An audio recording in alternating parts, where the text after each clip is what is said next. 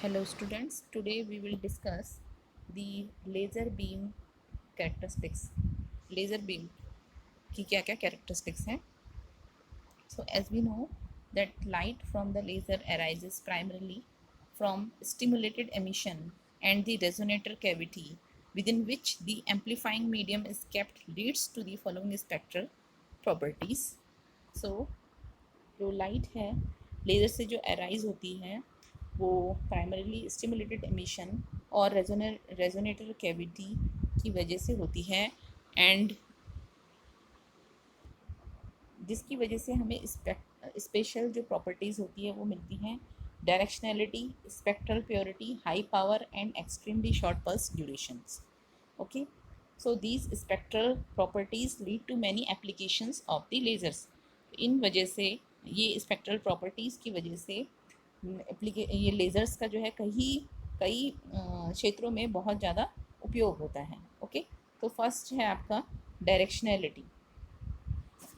So light from a source of light such as a torch light. Torch light का example ले रहे हैं तो उसमें से जो निकलने वाली लाइट होती है that diverges significantly as it propagates. जैसे जैसे प्रोपोगेट होती है तो ये क्या होती है, डाइवर्ज भी होती है. जैसे आपने टॉर्च आपने देखी होगी घरों में, but the beam coming from a laser is in the form of pencil of rays. लेकिन जो लेज़र से जो बीम आती है वो पेंसिल ऑफ रेज कह सकते हैं. इस तरीके से वो जो बीम है वो आती है and seems to propagate without any divergence. और उसमें हमें ऐसा लगता है कि कोई भी डाइवर्जेंस नहीं है. Without any divergence the beam is propagating from the laser. So the laser beam also diverges but by a much smaller magnitude. तो ये जो हम कह रहे हैं कि विदाउट एनी डाइवर्जेंस, बट थोड़ा सा डाइवर्जेंस होता है जिसका कि बहुत स्मॉल मैग्नीट्यूड होता है. So the wave nature of the light imparts an intrinsic divergence to the beam due to the phenomenon of diffraction. तो आप इस फिगर में देख सकते हैं जो मैंने अभी बताया था कि light from a source of light such as torch light. तो ये टॉर्च लाइट है जिससे कि लाइट जो है वो क्या हो रही है, डाइवर्ज हो रही है. Okay, the wave nature of the light imparts an intrinsic divergence to the beam due to the phenomenon of diffraction. सो जो लाइट के डाइवर्जेंस होने के पीछे जो मेन रिस्पॉन्सिबिलिटी है वो किसकी है, डिफ्रैक्शन फिनोमेना की. तो डिफ्रैक्शन फिनोमेना की वजह से जो ये इंट्रिंसिक डाइवर्जेंस होता है लाइट में वो इसका वेव नेचर है, लाइट का वेव नेचर है. Okay, thus unlike a torch light where the divergence is due to the finite size of the filament, तो टॉर्च लाइट में क्या होता है कि डाइवर्जेंस जो होता है वो फिलामेंट के फाइनाइट साइज की वजह से होता है. The divergence of the laser beam is limited by diffraction depending on the laser types and can be less than 10⁻⁵ radians. So torch light में अलग होता है, डाइवर्जेंस जो होता है वो finite size of the filament की वजह से होता है, जबकि divergence of laser beam is limited by diffraction depending on the laser types and can be less than 10⁻⁵ radians. 10⁻⁵ radians से कम होगा इसका diffraction. ओके, laser beam में. So this extremely small divergence leads to the many uh, applications of the laser in surveying, remote sensing, lidar etc. तो इस वजह से क्योंकि इसमें डाइवर्जेंस कम है, इसलिए डाइवर्जेंस का मैग्नीट्यूड बहुत कम है, इसलिए ये लेज़र बीम जो है वो एक्सट्रीमली यूज़ होती है surveying, remote sensing and lidar में.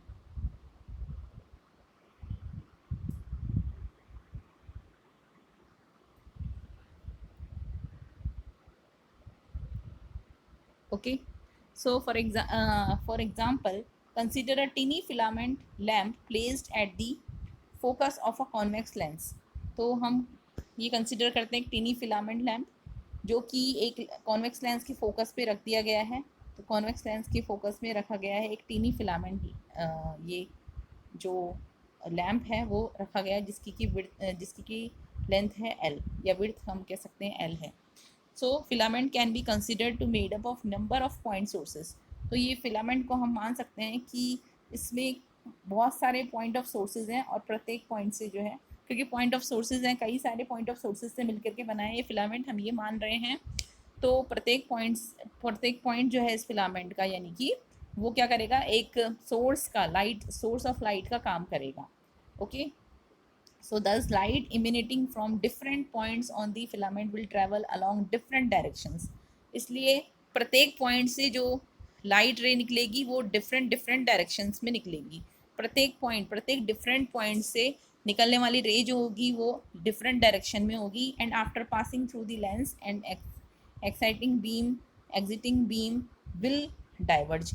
और इस लेंस के से पास होने के बाद जो एग्जिटिंग बीम होगी वो क्या होगी, डाइवर्ज हो जाएगी. ओके,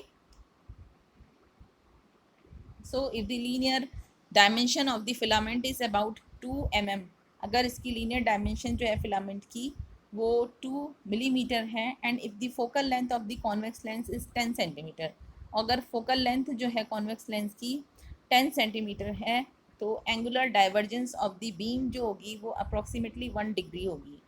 ठीक है, तो एंगुलर जो डाइवर्जेंस होगी बीम की वो कितनी होगी, 1 डिग्री के अप्रॉक्सीमेट, यानी कि जो ये डाइवर्जेंस हो रहा है वो लगभग 1 डिग्री का डाइवर्जेंस है. ठीक है, अगर फिलामेंट की जो लीनियर डायमेंशन है वो है 2 mm और फोकल लेंथ जो है कॉन्वेक्स लेंस का वो 10 सेंटीमीटर है. So for a typical spot size of 1 millimetre and a wavelength of 0.6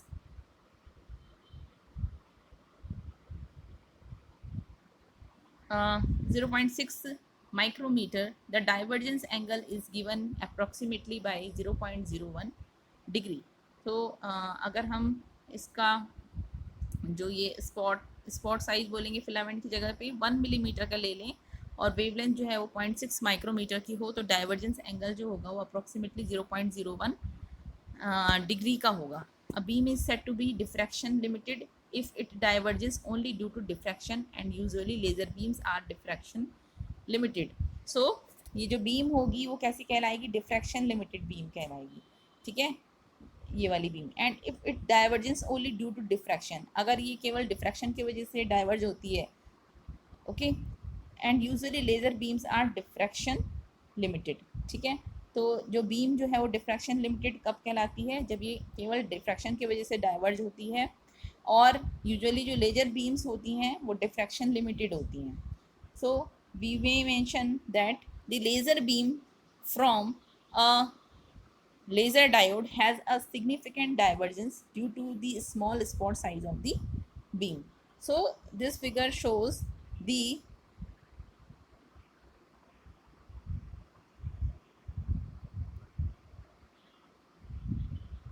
ये फिगर तो आपका ये वाला फिगर तो है light from a torch which has a divergence primarily due to the fact that light emanating from different points of the filament propagates along a different directions along the different direction after reflection from the parabolic mirror. ये parabolic mirror से जो है different direction में light ray जो है reflect होती है. Okay,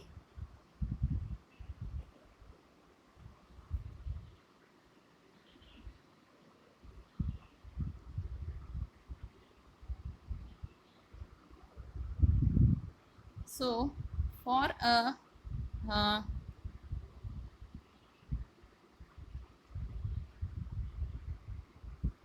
अच्छा, फॉर मोस्ट लेजर बीम जो होती है स्पॉट साइज जो होता है बीम का अबाउट फ्यू मिलीमीटर्स होता है. ठीक है, तो जैसे कि हमने यहाँ पे बोला कि स्पॉट साइज जो है वो अगर क्या हो जाए 1 मिलीमीटर हो जाए, 1 मिलीमीटर जो है स्पॉट साइज हो जाए और वेवलेंथ जो है वो 0.6 माइक्रोमीटर का होगा, तो डाइवर्जेंस जो है वो 0.01 डिग्री का होगा. ठीक है, तो डाइवर्जेंस एंगल जो होता है उसमें इस केस में वो थीटा इक्वल्स टू होता है lambda naught upon pi W not. ठीक है, जो ये डब्ल्यू नॉट है ये स्पॉट साइज है, स्पॉट साइज जो कि हम कह रहे हैं मिलीमीटर्स में होता है. ठीक है, और लैम्डा नॉट तो इंसिडेंट वेव की जो वेवलेंथ होगी और पाई तो कांस्टेंट है. Okay, so we may mention that the laser beam from a laser diode has a significant divergence due to the small spot size of the beam. इसलिए हम ये कह सकते हैं कि लेज़र बीम जो लेज़र डायोड से निकलने वाली लेज़र बीम है has a significant divergence due to small spot size of the beam. इसलिए इसका एक सिग्निफिकेंट डाइवर्जेंस है. ठीक है, क्योंकि स्पॉट साइज जो है वो बहुत स्मॉल है. And at the same time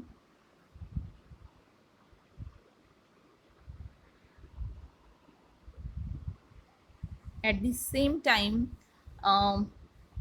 unlike the case of the torch, यानी कि जैसे टॉर्च में होता है वैसे नहीं, the divergence of the beam can be reduced by simply using a lens in front of the laser diode. तो ये टॉर्च के केस में ऐसा नहीं होता, बट लेजर के केस में क्या होता है कि अगर डाइवर्जेंस जो है वो बीम का वो रिड्यूस किया जा सकता है अगर सिंपली एक लेंस को लेज़र डायोड के सामने रख दिया जाए तो। ओके, सो नेक्स्ट इसमें है टाइट फोकसिंग।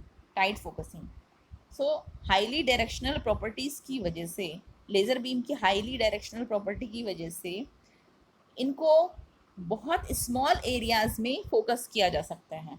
लेज़र बीम को बहुत स्मॉल एरिया में फोकस किया जा सकता है, अबाउट फ्यू माइक्रोमीटर स्क्वायर के एरिया में। Okay, and the limits to focusing are again determined by diffraction effects. और जो लिमिट्स लगेंगी इसमें या लिमिट्स जो निकाली जाती हैं इसमें, जैसे हमने डिफ्रैक्शन लिमिट अभी देखा, तो वैसे ही जो इसमें लिमिट्स होंगी टाइट फोकसिंग में वो भी डिफ्रैक्शन इफेक्ट्स के द्वारा निकाली जाती हैं, ज्ञात की जाती हैं। ठीक है, so smaller the wavelength smaller the size of the focused spot, जितनी कम जो है वेवलेंथ होगी उतना ही छोटा जो है वो क्या होगा, साइज होगा फोकस्ड स्पॉट का। ठीक है, and this property leads to the application in surgery, material processing, compact disc etcetera. तो इस वजह से ये जो टाइट फोकसिंग प्रॉपर्टी है इसकी वजह से ये लेज़र बीम का एप्लीकेशन जो है वो कहाँ कहाँ है, सर्जरी में, मटेरियल प्रोसेसिंग में, कॉम्पैक्ट डिस्क एट्सेट्रा में। Okay, so when a convex lens images a point object, the size of the image point is directly proportional to the wavelength। तो अगर कॉन्वेक्स लेंस जो है वो एक पॉइंट ऑब्जेक्ट का image बनाता है तो वो जो पॉइंट ऑब्जेक्ट की जो इमेज है, इमेज पॉइंट मतलब वो वेवलेंथ के क्या होता है, डायरेक्टली प्रोपोर्शनल होता है। यानी कि जैसे जैसे वेवलेंथ बढ़ेगी इमेज की साइज भी बढ़ेगी। Okay, and also to the ratio of the focal length to the diameter. और ये डायरेक्टली प्रोपोर्शनल होता है वेवलेंथ के, जो इमेज पॉइंट होता है वो डायरेक्टली प्रोपोर्शनल होता है वेवलेंथ के, और दूसरा किसके प्रोपोर्शनल होता है, ratio of the focal length of the diameter. तो जो ratio of the focal length to the diameter, यानी कि एफ और जो डायमीटर होगी, सपोज डायमीटर जो है हम डी से शो कर रहे हैं, तो एफ अपॉन डी की भी क्या होता है, ये प्रोपोर्शनल होता है, डायरेक्टली प्रोपोर्शनल। कौन, image point. Okay, thus an f/2 lens implies that the focal length to diameter ratio is 2। Focal length और f/2 लेंस अगर हम कहीं पे पढ़ते हैं तो इसका मतलब ये है कि फोकल लेंथ और डायमीटर रेशियो जो है वो है 2। Okay, focal length to diameter ratio is 2। Okay, and if the focal length of the of अगर,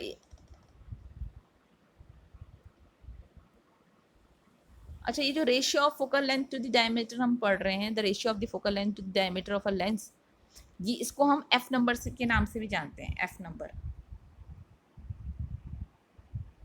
ठीक है, एफ नंबर के नाम से जानते हैं। तो ये जो रेशियो होता है, ये मैंने अभी यहाँ पर लिखा हुआ है, this ratio of the focal length to the diameter of a lens is called the F number. ठीक है, ratio of focal length to the diameter is called the f number. This parameter is used in specifying the quality of the camera lenses। तो camera lenses की quality को specify करने के लिए ये f number जो है वो यूज़ होता है। ठीक है, तो अगर f/2 लेंस हम कह रहे हैं तो f/2 का मतलब है कि focal length to diameter ratio जो है वो 2 है। Okay, and if the focal length of this camera, ये वाले कैमरे की बात करें हम, जो f/2 लेंस वाले कैमरे की बात करें, तो अगर इसकी फोकल लेंथ जो है वो है 50 mm, ठीक है, और इसका डायमीटर जो है, इसका डायमीटर कितना होना चाहिए, तब इसका डायमीटर होना चाहिए 25 mm। ठीक है, and smaller the F number for a given focal length larger is the diameter of the lens. जितना ज़्यादा जो एफ नंबर है वो कम होगा उतने ही लार्जर जो है वो डायमीटर होगी लेंस की। ठीक है, एंड स्मॉलर, तो मैं यहाँ पे लिख लेती हूँ, एफ नंबर जो है वो जितना कम होगा, एफ नंबर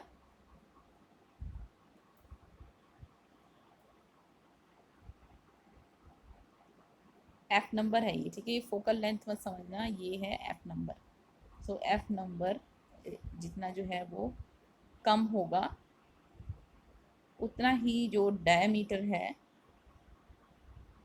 वो लार्ज होगी, ठीक है। And smaller the F number for a given focal length, larger is the diameter and smaller the wavelength, wavelength जो है वो जितनी कम होगी, smaller the spot size, spot size यानी कि जिसको हमने शो किया था आगे डब्ल्यू नॉट से, उतने ही जो है स्पॉट साइज क्या होगी, कम होगी। Similarly smaller the F number, F number जो है वो जितना कम होगा, स्मॉलर दी इमेज साइज, इमेज साइज भी क्या होगी, इमेज साइज जो होगी वो भी क्या होगी, कम होगी, ठीक है। Then since an object can be considered to be made of points, हम जिस ऑब्जेक्ट को जो है मान रहे हैं कि वो कई पॉइंट से मिलकर के बना है, and if you consider the imaging by the convex lens, और अगर हम कॉन्वेक्स लेंस से इमेज बना रहे हैं तो resolution provided by the lens will depend on the F number and the wavelength lambda, ठीक है। And for a given wavelength for better resolution we must have a smaller F number, तो इसका मतलब क्या है, बेटर रिजोल्यूशन के लिए हमारे पास एफ नंबर जो होना चाहिए वो कैसा होना चाहिए, स्मॉलर। तो स्मॉलर होगा अगर एफ नंबर किसी कैमरे का, तो better will be the resolution of the camera, okay. So thus when a laser beam is allowed to fall on a convex lens, then the radius of the focused spot is directly proportional to the wavelength and to the f number, provided the laser beam fills the entire area of the lens। ये इस figure में दिखाया गया है, जैसे कि laser beam is allowed, ये laser beam है, it is allowed on a fall, allowed to fall on a convex lens and radius of the focused spot is directly proportional to the wavelength and to the f number, और laser beam fills the entire area of the lens, लेकिन ये condition है कि laser beam जो है वो पूरी lens को जो है वो फिल कर देनी चाहिए, ठीक है।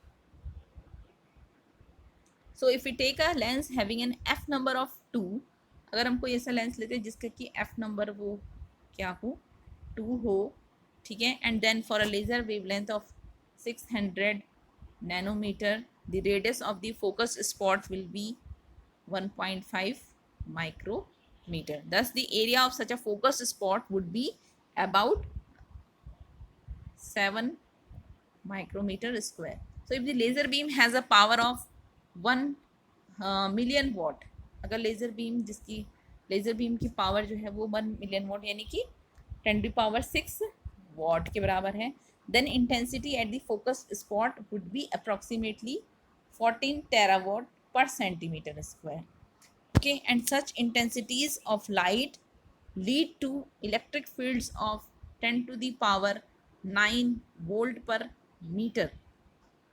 Such high electric fields can create a spark in air, तो ऐसी जो हाई वोल्टेज वाली इलेक्ट्रिसिटी है, इलेक्ट्रिक फील्ड्स हैं, that can create a spark in air which is shown in this figure, ये फिगर में जैसे दिखाया गया है, ठीक है। ये स्पार्क हो रहा है क्योंकि यहाँ पर जो इलेक्ट्रिक फील्ड है वो बहुत हाई जनरेट हुआ है, ओके।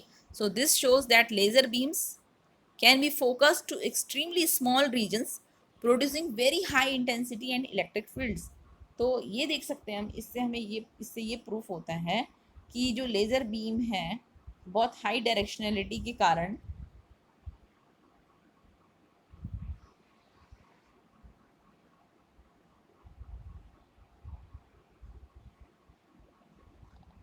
हाई डायरेक्शनलिटी वाली प्रॉपर्टी के कारण it can be focus to extremely small regions, क्योंकि बहुत स्मॉल रीजन में जो है ये फोकस किए जाते हैं, जिस वजह से ये बहुत हाई इंटेंसिटी और इलेक्ट्रिक फील्ड्स को प्रोड्यूस करते हैं, okay.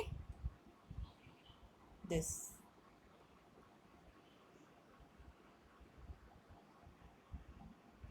so when the electric fields are very high inside a medium, the light beam,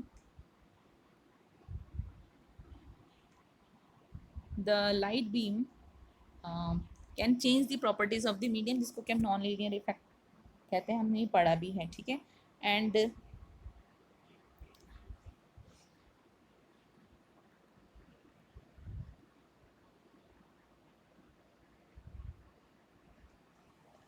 a low power,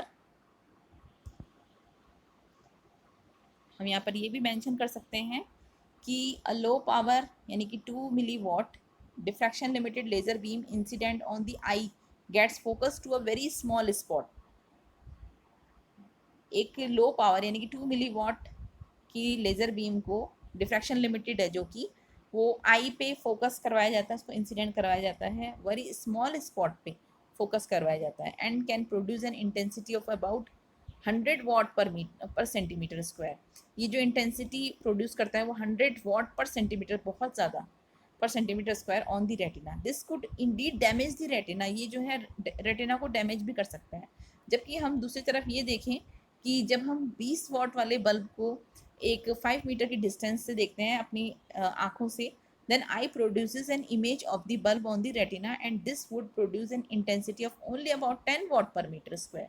तब ये जो इंटेंसिटी हमें दिखाई देती है जो बल्ब की वजह से, वो 10 वाट पर मीटर स्क्वायर होती है रेटिना पे। Okay, so thus whereas it is quite safe to look at a 20 watt bulb, it is very dangerous to look directly into a 2 milliwatt laser beam। ठीक है, तो 20 वाट के बल्ब को देखने के बजाय, यानी कि ये बहुत सेफ है बजाय कि हम 2 मिलीवॉट लेज़र बीम को अगर हम डायरेक्टली देख रहे हैं। So indeed because a laser beam can be focus to very narrow areas, it has found important applications in areas like eye surgery and laser cutting. इसलिए इस वजह से, क्योंकि इस बहुत स्मॉल एरिया में इनको फोकस किया जाता है, इसलिए ये बहुत इंपॉर्टेंट एप्लीकेशंस हैं इनके eye surgery and laser cutting में।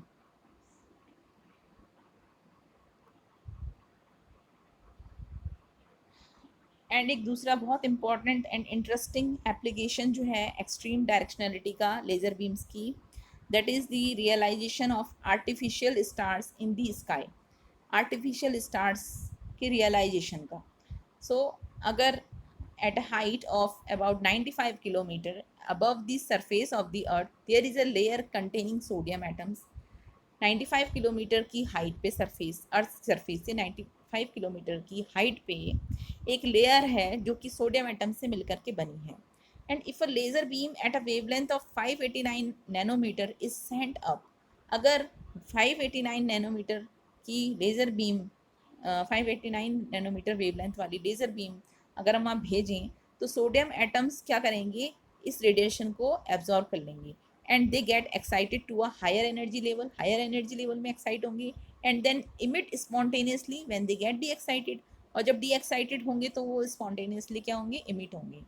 तो some of this radiation is travelling toward the earth and resembles a star. तो इस वजह से कुछ रेडिएशन जो है वो अर्थ की तरफ आती है और वो स्टार की तरह हमें दिखती है, होती नहीं है star. So the position of this artificial star और गाइड स्टार, इसीलिए हम इसको आर्टिफिशियल स्टार बोल रहे क्योंकि this looks like star but not star. ठीक है, तो इसको हम आर्टिफिशियल स्टार या गाइड स्टार कह रहे हैं। So position of this artificial star और guide star can be adjusted by changing the direction of the laser beam. तो लेज़र बीम की डायरेक्शन को चेंज करके इनकी पोजिशन को भी चेंज किया जा सकता है।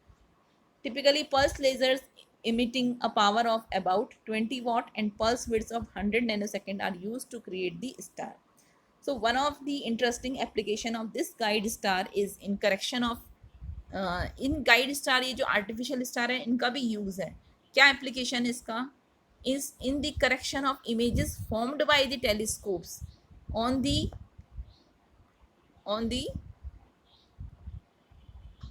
earth। तो इसका क्या यूज़ है, जो हमें टेलीस्कोप से जो हम इमेजेस देखते हैं उनमें करेक्शन करने के लिए, अर्थ से जो हम टेलीस्कोप, अर्थ से जो भी हम यूनिवर्स में जो टेलीस्कोप के माध्यम से जो इमेजेस हम देखते हैं उनमें करेक्शन करने के काम आता है ये क्या, जो गाइड स्टार है। ठीक है, so since the light coming from objects outside the earth has to pass via the turbulent atmosphere, the image of a terrestrial object will not be stable. ठीक है, तो क्योंकि जो बाहर से जितनी भी जब हम कोई भी ऑब्जेक्ट्स जो कि आउटसाइड हैं अर्थ के और उनका हम टेलीस्कोप से देखते हैं, तो क्योंकि वो एटमॉस्फेयर के थ्रू आते हैं इसलिए जो उनकी इमेज है वो बहुत क्लियर नहीं होती है और स्टेबल नहीं होती है। So by looking at the image of the artificial star it is possible to determine the correction of the optical system required in the real time for cancelling the effects of turbulence. तो इस turbulence के effect को कम करने के लिए ये use किया जाता है। कौन? गाइड स्टार या फिर artificial star. So this figure shows the images, this figure shows the images of the application of laser guide star in imaging the dense star cluster at the center of the Milky Way. So this is the figure. तो आपको ये दिख रहा होगा, ये वाला तो है धुंधला सा और ये वाला है एकदम सही है, ठीक है।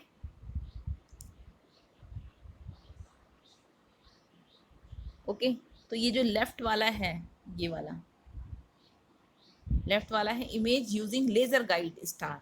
ये जो इमेज है वो यूजिंग लेजर गाइड स्टार, ठीक है। लेजर गाइड स्टार को यूज़ करने के बाद ये इमेज हमारे पास आई है, ठीक है।